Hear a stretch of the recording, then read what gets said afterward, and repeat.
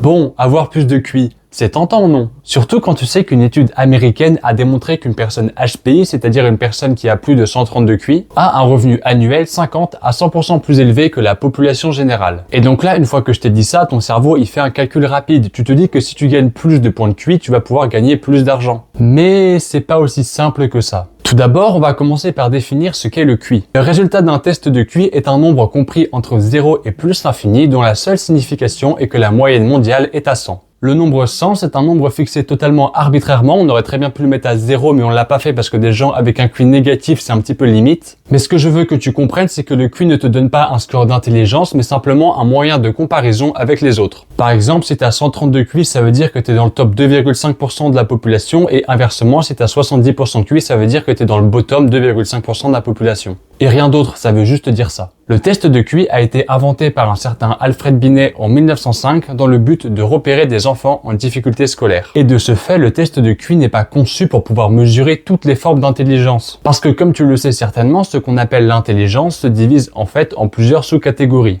Certains parleraient de 7 ou 8 formes, certains disent 9, certains disent encore plus. Mais ce qui est sûr, c'est que le test de QI ne les mesure pas tous. Le test de QI mesure principalement l'intelligence logico-mathématique, l'intelligence linguistique et aussi la mémoire, plus précisément la mémoire de travail. En revanche, le test de QI ne mesure pas l'intelligence émotionnelle, l'intelligence sociale ou encore la créativité. Et c'est pour ça que vouloir gagner des points de QI, c'est un petit peu débile parce que c'est simplement vouloir gagner des compétences dans des formes d'intelligence désignées arbitrairement. Parce qu'en fonction de tes objectifs, ça va peut-être être plus intéressant pour toi d'augmenter ton intelligence sociale ou encore ta créativité plutôt que ta mémoire de travail. Ce à quoi tu pourrais me rétorquer qu'au début de la vidéo, je t'ai expliqué que les gens avec un très haut QI sont souvent plus riches. Ça veut dire que les formes d'intelligence mesurées dans le QI rendent riches. Et que donc, ça serait particulièrement intéressant d'augmenter ces formes d'intelligence. Sauf qu'encore une fois, c'est un petit peu plus subtil que ça. Pour commencer, il faut savoir que contrairement aux idées reçues, les formes d'intelligence sont souvent corrélées. Je dis bien souvent et pas tout le temps, je nuancerai tout à l'heure, mais c'est très important ce que je vais te dire, donc ouvre bien tes petites mirettes. En fait, le stéréotype de l'HPI complètement autiste qui sait parler à personne qui a aucune intelligence sociale, il est complètement faux.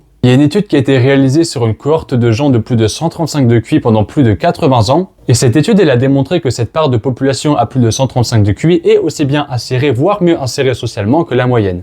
Personnellement, je connais 2 personnes HPI et ils font partie des gens les plus sociables que je connaisse. Bon après c'est mon cas personnel, ça veut pas dire grand chose, mais ce que je veux dire c'est que ce mythe de l'HPI autiste là il est complètement débile. Mais là où je veux en venir, c'est que quelqu'un qui aurait une forte intelligence logico-mathématique et une forte intelligence linguistique, il aura aussi très souvent une forte intelligence sociale et une forte intelligence émotionnelle. Les études ont suggéré une corrélation allant jusqu'à 0,3 entre le QI et l'intelligence émotionnelle. C'est une corrélation soit plutôt modérée, mais tout de même intéressante à noter. Et cette corrélation va jusqu'à 0,5 entre le QI et l'intelligence sociale. Après, quand je dis souvent, ça veut effectivement pas dire tout le temps. Des fois, t'as des gens qui sont spécialisés dans des formes d'intelligence spécifiques au QI. Et ça, c'est souvent le cas des très grands génies. Je parle vraiment des gens qui ont le syndrome du savant, comme on dit, les gens qui ont 180, 200 de QI, les très grands génies, pas que les HPI. Eux, ça arrive parfois qu'ils aient des difficultés à s'intégrer socialement ou encore des difficultés motrices comme faire ses lacets par exemple. On pourrait prendre l'exemple de William James Sidis. Avec son QI estimé entre 250 et 300, il est considéré comme l'homme le plus intelligent de tous les temps. Et pourtant, malgré le fait qu'il ait théorisé l'existence des trous noirs 14 ans avant Oppenheimer, il avait d'immenses difficultés sociales, était perçu comme excentrique et avait même du mal à faire ses lacets. Et parfois, on retrouve l'inverse avec des individus avec un QI plutôt faible, mais pourtant des intelligences particulièrement développées dans des domaines très précis. Par exemple, on peut parler de Mohamed Ali avec son QI de 78, c'est-à-dire qu'il a 8 points d'être considéré comme déficient intellectuel. Ça ne l'empêche pas d'avoir une intelligence corporelle kinesthésique de malade.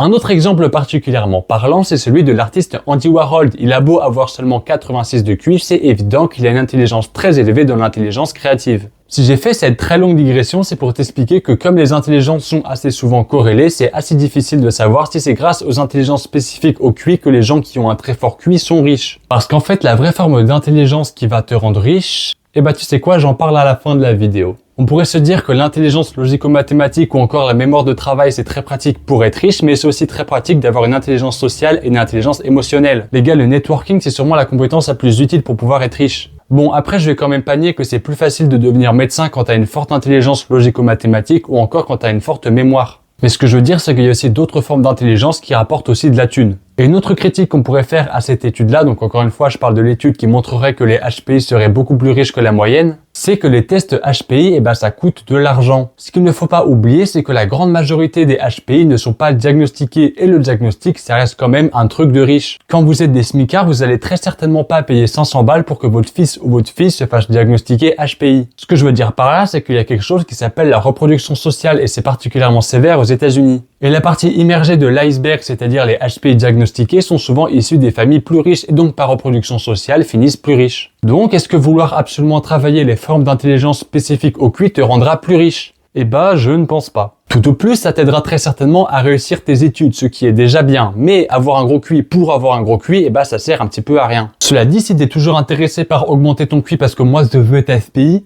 comme c'est dans le titre de la vidéo, je vais quand même te donner des astuces pour pouvoir augmenter ton QI, c'est-à-dire augmenter ton intelligence logico-mathématique, ton intelligence linguistique et ta mémoire de travail. Il y a des études très sérieuses qui ont montré que jouer un instrument de musique, ça augmente en moyenne ton QI de 10 points. Parce que ça améliore ta mémoire de travail, mais aussi ta capacité d'analyse. Genre jouer un instrument et lire une partition en même temps, c'est un petit peu compliqué. Mon deuxième conseil pour avoir un plus gros QI, c'est de faire attention à ta santé. Une bonne alimentation, c'est essentiel. Bien dormir, ça augmente énormément ta mémoire, là où l'alcool la détruit. Pour ton intelligence linguistique, lis des livres ou encore joue au Scrabble. Et pour l'intelligence logico-mathématique, mon premier conseil, c'est de jouer aux échecs. Déjà parce que c'est trop bien et en plus parce que ça va te rendre big brain.